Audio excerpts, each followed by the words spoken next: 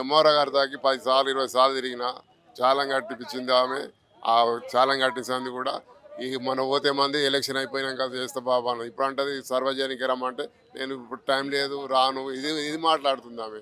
ఆమె నేను ఏమనాలి సార్, నేను ఆమె పెద్ద హోదాలు ఉంది, నేను ఏమనవలసి ఎంఆర్ఓనేమో రాసి పంపిండు సార్, ఆల్రెడీ ఆయన ఇస్తున్నాడు, ఈమెనే వస్తలేదు. ఈ సుప్రియ మేడమే పంచనామా చేస్తలే వస్తలేదు. నాకు ఇల్లు లేదు, యాక్సిడెంట్ అయిన కాళ్ళు చేతులు ఇరిగినాయి, నేను ఎక్కడ పోతలేను సార్.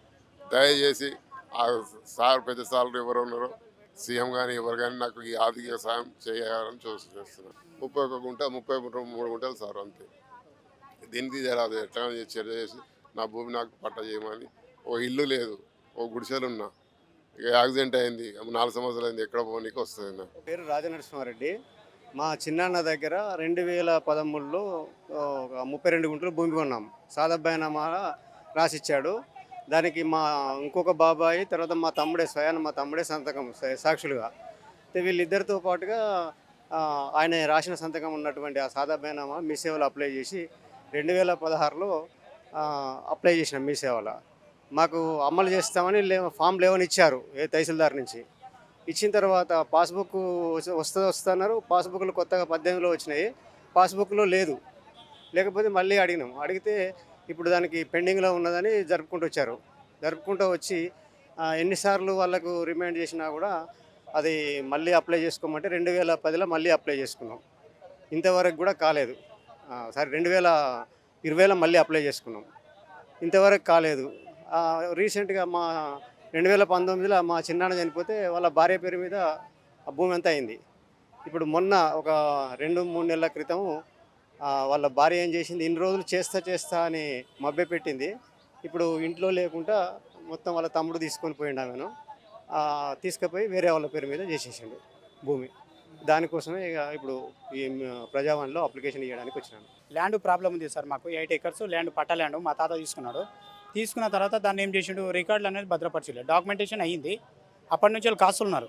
వీళ్ళ బాబా ఏం చేసిండు, చదువుకున్న అతను డాక్యుమెంట్ అనేది అది కనిపించకుండా అట్లే దాపెట్టుకొని ఉన్నాడు. అందరు వాళ్ళ భాగాలు కరెక్ట్ ఉన్నాయి, వీళ్ళ భాగం కాడికి ఇచ్చిలేడు.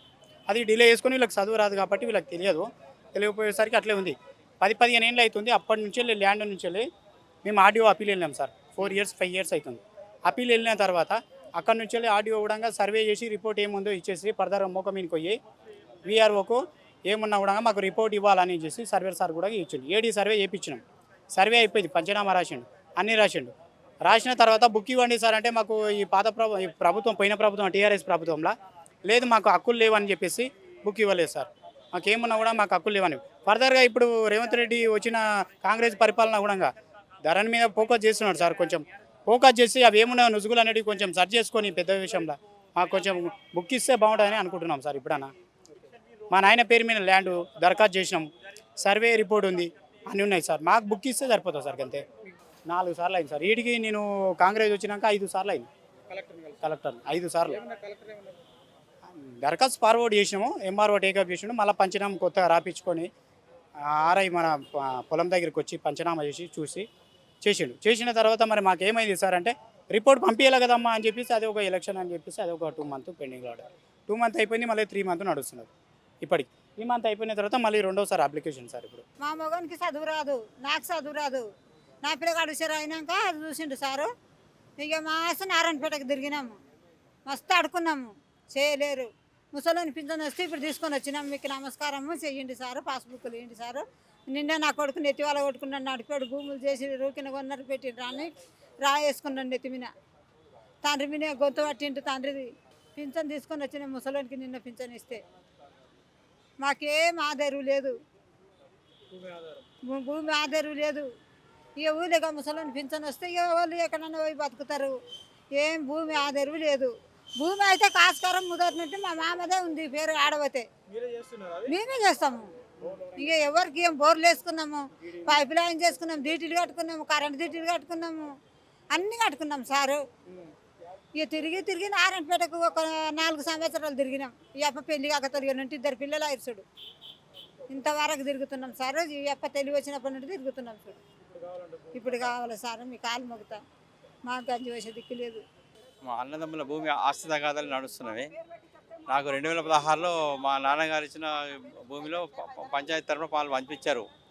ఆ రోజు నుంచి కూడా 2016 నుంచి కూడా మేము మా భూమి నా అధీనంలో ఉన్నది, మేము కౌలుకి ఇచ్చుకుంటున్నాము. అయితే 2020 నుంచి నాకు పట్టా చేస్తున్నాను. అంతకుముందు ఒప్పుకున్నాడు పంచాయతీలో. మళ్ళీ 2020లో పంచాయతీ కూడా పెట్టిపించాం. మళ్ళీ పంచాయతీలో మా తమ్ముడు ఒప్పుకున్నాడు ఇస్తానని. ధరణి ఓపెన్ అయిన తర్వాత పట్టా చేస్తానని చెప్పాడు.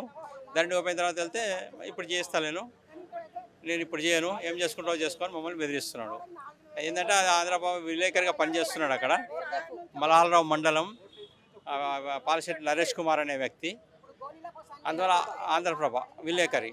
అయితే మా ముగ్గురు అన్నదమ్ములలో మా ఇద్దరు అన్నదమ్ములు 8 ఎకరాల భూమిని వాళ్ళిద్దరు చేసుకున్నారు. నాకు 2 ఎకరాలు ఇస్తానన్న భూమి నాకు పట్టా చేయట్లేదు. దాని గురించి ఇప్పుడు ప్రజాపాలన దరఖాస్తు పెట్టగానే వచ్చాము మేము. అది మా తమ్ముడి పేరు చేయించుకున్నాడు ఆల్రెడీ. నరేష్ కుమార్ అనే వ్యక్తి చేపేసుకున్నాడు. మా నాన్న పేరు మీద ఉన్నది, మా నాన్న పేరు మీద, మా అమ్మ పేరు మీద కూడా ఉన్నది. అయితే దాన్ని ఏదో రకంగా చేసుకొని ఎప్పుడో దొంగ పట్టా చేయించేసుకున్నాడు తన మీద, వారసత్వ భూమి. ఆర్డీఓ ఆఫీస్కి వెళ్ళాము, కలెక్టర్ ఆఫీస్కి వెళ్ళాము. తల్లికి భోజనం పెట్టడానికి కూడా పైసలు కూడా పోషణ కూడా ఆర్డీఓ వాళ్ళు పంపించారు. అయితే 4-5 నెలలు ఇచ్చాడు, దాని తర్వాత ఇవ్వట్లేదు. అది కూడా మానేశారు అన్నమాట. భూములు తీసుకున్నారు, తల్లి పోషణకు పైసలు ఇవ్వట్లేదు. నాకు నా వారసత్వ భూమి నాకు 2 ఎకరాలు ఇవ్వదు, అది ఇవ్వట్లేదు. అందువల్ల ఇప్పుడు ఇవ్వడానికి వెళ్ళాము. ఇంత మా తల్లి ఇచ్చింది ఆల్రెడీ, తల్లి తరఫున ఆమె ఇచ్చింది ఇట్లా ఉన్నది అనేసి. అయితే ఇప్పుడు నా తరఫున నేను మళ్ళీ ఇవ్వడానికి వెళ్తున్నాను. మేము మా మరిపల్లి గ్రామానికి సంబంధించిన దళితులం. మాకు ఉండబడినటువంటి దాదాపు 6 ఎకరాల పైచిలుకు భూమి శ్మశాన వాటిక కింద మేము గత 100 సంవత్సరాలు మా తాతలు ముత్తాతలు కూడా మేము అందులోనే ఎవరైనా చనిపోతే అందులోనే బొందలు పెట్టడం సమాలు చేసుకోవడం జరుగుతుంది.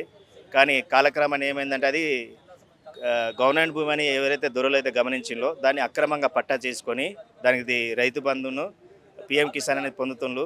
కానీ వాళ్ళు ఏ రోజు కూడా ఇప్పటి కూడా కాగితాల రూపంలో వచ్చేసేమో అది కాస్తులు ఉన్న వాళ్ళు అంటారు, లేకపోతే వ్యవసాయం చేసిన వాళ్ళు అంటారు. ఈ 100 సంవత్సరాలు ఇప్పటి వరకు ఎవరు అక్కడ వ్యవసాయం చేసిన వాళ్ళు లేరు. ఆడ ఎక్కడ భూమి మీద వినా అని శవాలే వెళ్తాయి తప్ప ఎక్కడ పంటలు వెళ్ళవు.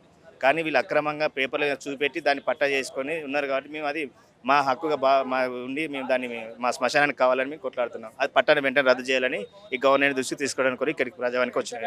దాదాపు 2018లో మనకు కేసీఆర్ ప్రభుత్వం ఉన్నాడు. సాదాబాయిలో ఆ పట్టా ఇస్తే పట్టాన్ని కూడా గ్రామ ప్రజల్లోపనే గ్రామ సభలో దాన్ని అబ్జెక్షన్ చేసిన దాన్ని అప్పుడు ఆపిన్లు పట్టా. తర్వాత ఆయన ఏం చేసిందంటే ఇక దొరల పెత్తనంతో ఆయన పలుకుబడితోటి డబ్బులతోటి ఆయన పట్టా పాస్బుక్ మళ్ళీ తీసుకోవడం జరిగింది.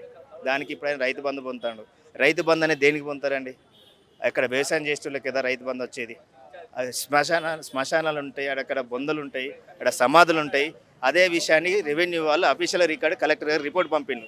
అయినా ఇప్పటివరకు కూడా పట్టా క్యాన్సిల్ కావడం లేదు. అంటే దీంట్లో దొరల పెత్తనంతో వాళ్ళు ఉన్న పలుకుబడితే మేము దళితులు ఏం చేయాలని దూరంతో ఆ పట్ట అట్లనే కొనసాగుతుంది. ఆ పట్టాన్ని కొనసాగేదాకా మేము గవర్నమెంట్ దృష్టికి తీసుకొస్తాం. అవసరమైతే ఎంత దూరమైనా పోతాం. సింగాపూర్ గ్రామం నుంచి వచ్చాను సార్.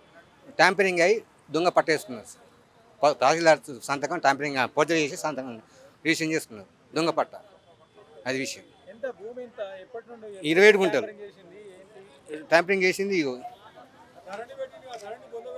ఇది అప్పటి నుంచి ఎన్నిసార్లు దరఖాస్తు ఇచ్చినా కూడా ఇంతనే పోతుంది, ఏం యాక్షన్ లేదు. అప్పుడు పొలిటికల్ కాబట్టి అది ఏం చేస్తలేదు. ఇప్పుడైనా న్యాయం చేస్తానని అనుకుంటున్నాను. ఈరోజు ప్రజా దర్బార్ సందర్భంగా ప్రజా దర్బార్ వచ్చి చెప్పడం ఏమన్నారంటే నాది గ్రామంపల్లి గ్రామము, యాదాద్రి భువనగిరి జిల్లా మండలము జిల్లా.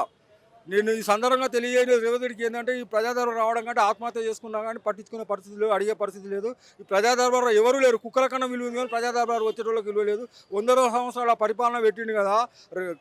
చంద్రశేఖరరావుని ఏ విధంగా బొందో పెట్టిరో రేవంత్ రెడ్డిని ఆ విధంగా బొందో పెట్టేదాకా రైతులను ఆత్మహత్యలు ఆగవని చెప్పేసి ఇప్పుడు రైతు బంధు ఇస్తాడా, రైతు బంధు బొందో పెట్టిండా రేవంత్ రెడ్డిని అడగదలుచుకున్నాం. అదే ఒకటి.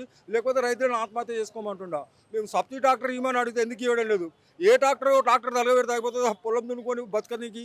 కనీసం లైసెన్స్ కూడా లేదు. పొన్నం ప్రభాకర్ని కలిసినాము, సీతాక్కని కలిసినాము, ఈ చెన్నారెడ్డిని కలిసినాము. ఎవరిని కలిసినా మమ్మల్ని దున్నపోతు మీద వాన పట్టే ఉంటుంది. కుక్కతో కొంకరే ఉంటుంది. చక్క కూడా దేవుడు వరం ఇచ్చినా పూజారి అడ్డుకున్నట్టు ఉన్నది. ఈరోజు హీరో అయిపోయింది కదా చంద్రశేఖరరావు. Zero area అయిండో.